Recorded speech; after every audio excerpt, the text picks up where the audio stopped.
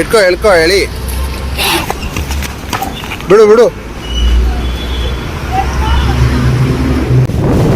ಜೈ ಶ್ರೀರಾಮ್. ಎಲ್ರಿಗೂ ನಮಸ್ಕಾರ. ನೋಡಿ ಸ್ನೇಹಿತರೆ, ನಾನು ರಕ್ಷಣೆ ಮಾಡಿ ನೋಡ್ಕೊಳ್ತಾ ಇರೋ ಹಸುಗಳಿಗೆ, ಕರುಗಳಿಗೆ ಮತ್ತೆ ಬೀದಿ ಬದಿಯಲ್ಲಿ ಓಡಾಡ್ತಾ ಇರೋ ಎಲ್ಲ ಹಸುಗಳಿಗೂ ಪ್ರತಿದಿನ ಸುಮಾರು ಒಂದು 15 ಕಿಲೋಮೀಟರ್ ದೂರ ಹೋಗಿ ಹುಲ್ಗಳು ತೊಗೊಂಬಂದು ಅವಕ್ಕೆ ಹೊಟ್ಟೆ ತುಂಬ ಊಟ ಹಾಕೋದು, ಜೊತೆಗೆ ಹಿಂಡಿ ಬೂಸ ತಗೊಂಡು ಬಂದು ಅವ್ರಿಗೆ ಊಟ ಹಾಕೋದು.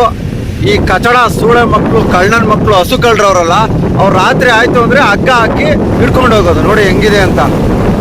ನಾನು ಎಲ್ಲರಲ್ಲೂ ಕೈ ಜೋಡಿಸಿ ಕೇಳ್ಕೊಳ್ಳೋದೇನು ಅಂದರೆ, ಒಂದು ಕೈಯಿಂದ ಚಪ್ಪಾಳೆ ಆಗಲ್ಲ, ಅರ್ಥ ಮಾಡ್ಕೊಳ್ಳಿ. ಒಬ್ಬರ ಕಡೆಯಿಂದನೇ ಎಷ್ಟೊಂತ ರಕ್ಷಣೆ ಮಾಡ್ಬೋದು ಬಂಧುಗಳೇ. ಅದಕ್ಕೆ ಅಯ್ಯೋ ಅನ್ನೋರು ತುಂಬ ಜನ ಇದ್ದಾರೆ. ಆ ಅಯ್ಯೋ ಅನ್ನೋರಲ್ಲಿ ಒಂದು 25% ನಮ್ಮ ಕೈ ಜೋಡಿಸ್ಬಿಟ್ರೆ ನಮ್ಮ ಸುತ್ತಮುತ್ತ ಇರೋ ಎಷ್ಟೋ ಹಸು ಕರುಗಳನ್ನ, ಪ್ರಾಣಿಗಳನ್ನ ರಕ್ಷಣೆ ಮಾಡ್ಬೋದು ಬಂಧುಗಳೇ. ನೋಡ್ರಿ, ನೆನ್ನೆ ಕೂಡ ಒಂದು ಹಸುಗೆ ಅದಿನ್ನೂ ಒಂದೂವರೆ ವರ್ಷ ಅಷ್ಟೇ ಅದಕ್ಕೆ. ಅದು ನಮ್ಮ ಕುಳ್ಳಿ ಮಗ. ಅದಕ್ಕೆ ಹಗ್ಗ ಹಾಕ್ಬಿಟ್ಟಿದ್ದಾರೆ, ಮೂಗು ಕಟ್ಬಿಟ್ಟು ಜೀರ್ಬಿಟ್ಟಿದ್ದಾರೆ. ಹಂಗೂ ಹಿಂಗೂ ಮಾಡಿ ಮೂಗು ಕಟ್ಟಿರೋದನ್ನ ತೆಗೆದೆ, ಇನ್ನೂ ಕುತ್ಕೆಲಿ ಹಗ್ಗ ಹಂಗೆ ಇದೆ. ನಾನು ಒಂದು 2 ಹಾವು ರಕ್ಷಣೆಗೋಸ್ಕರ ಹೊರಗಡೆ ಹೊರಡಬೇಕು. ಈ ಹುಲ್ಲೆಲ್ಲ ಹಸು ಕರುಗಳಿಗೆ ಹಾಕ್ಬಿಟ್ಟು ಅದಕ್ಕೋಸ್ಕರ ಸ್ಥಳೀಕರಿಗೆಲ್ಲ ಹೇಳಿದ್ದೀನಿ, ಹಗ್ಗನ ಸ್ವಲ್ಪ ಕುಯ್ದು ಹಾಕ್ಬಿಡ್ರಿ ಅಂತ.